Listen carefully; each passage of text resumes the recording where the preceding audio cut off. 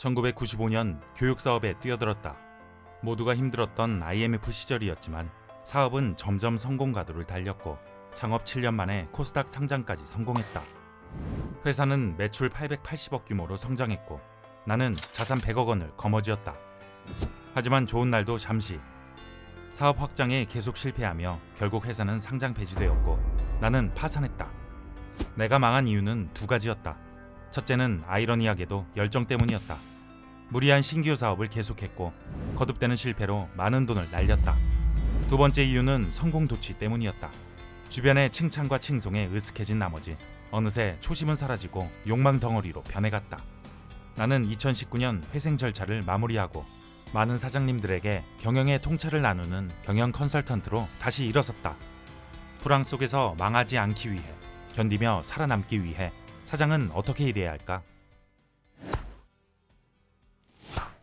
1. 대리처럼 일하고 점차 사장이 되어라. 컨설팅을 하며 사장들에게 이런 질문을 하면 어려운 질문도 아닌데 잘 모르는 경우가 많다. 통장 잔고는 알지만 경영에 관계된 돈의 흐름에는 무심한 것이다. 게다가 사장이라서 실무는 신경 쓰지 않으려 한다. 기업 규모가 크지 않을 때는 사장이 대리도 되고 과장도 되어야 한다. 특히 작은 규모일수록 업무 전체의 공정 과정을 알고 있어야 직원에게 정확한 지시와 확인이 가능하다.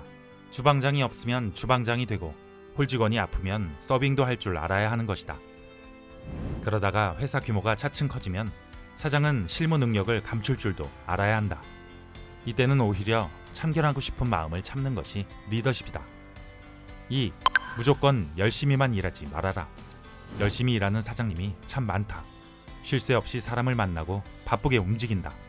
그런데 과거 노동집약적 시대의 사장이라면 열심을 미덕으로 여기는 과거의 환상에 사로잡힌 것은 아닌지 의심해봐야 한다.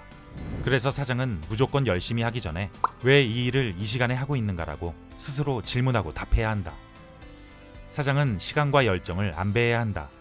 필요한 순간에 필요한 열정을 필요한 곳에 쏟아부을 수 있어야 한다. 3. 믿음의 함정에 빠지지 마라.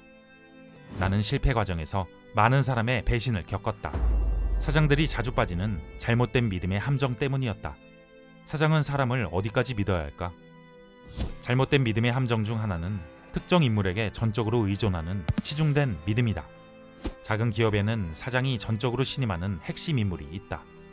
하지만 믿음이 도를 넘어서면 직원이 사장을 대신해버리는 경우가 발생한다.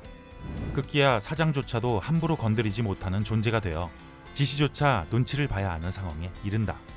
사장이 직원을 겁내는 지경에 이르면 한마디로 망조다. 두 번째 함정은 방치된 믿음이다. 조직에서 한 업무를 계속하다 보면 숙달되기 마련이다. 그래서 그 사람이 계속 그 일을 담당하게 된다. 한 사람에게 권한이 장기간 독점되면 필연적으로 권한이 커지고 힘이 쏠리기 마련이다. 혁신과는 멀어지고 비정상적인 판단을 내리게 된다. 격리, 총무, 비서의 장기 근속으로 인해 생기는 배임, 횡령 사건들은 대부분 방치된 믿음의 결과다. 사장은 믿음의 함정을 늘 경계해야 한다. 회사는 성장이 아닌 생존이 최우선이다. 지속적인 회사가 되기 위해 사장은 끝까지 견디며 살아남아야 한다. 외로움, 고뇌, 흔들림을 딛고 끝까지 살아남는 사장 멘탈 수업. 사장으로 견딘다는 것. 이 콘텐츠가 도움이 되었다면 구독과 좋아요를 눌러주세요.